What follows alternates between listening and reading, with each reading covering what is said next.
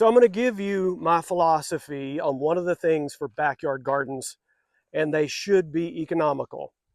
You're raising food, you're raising vegetables, maybe just for the fun of it, but also you're going to have extra food for your family during the year that's going to help with your budget. You're going to have squash, tomatoes, onions, peppers, cucumbers, the list goes on of things that you might buy at the grocery store that you don't have to buy because you could just go out in your backyard and get it. So I'm going to give you one quick tip on something that confused me when I first got into market gardening, and that's with my seedlings. I had my seed trays. I would go in, plant those plants, and then transplant them out into the garden. Typical practice. It's a great way to give those seedlings a nice start and then transplant them out.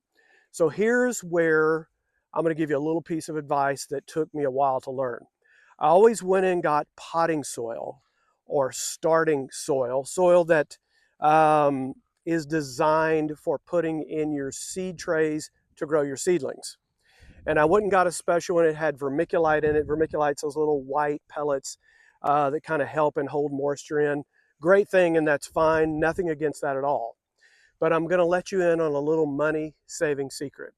So wherever you get your compost at, and I like to get a organic certified compost, the people we buy it from, is you don't have to get two separate type of mixes. I will tell you that there's compost out there that has some larger woody pieces in it. You may want to sieve those out a little bit and just take and, you can use a little screen, some sort of metal screen, and take and sieve out those larger pieces of wood. But most of the compost that you buy commercially will have already be kind of a finer mixture anyway.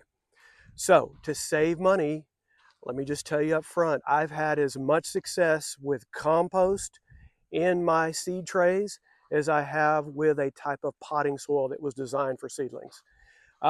It's nice, it's great, it's perfectly designed. It's got, again, it's got the vermiculite in it, did well in my seed trays, but it was a whole separate expense. I would go to a separate place to get those 50-pound sacks, bring them in, spent several $100s on that each year just for my seedlings.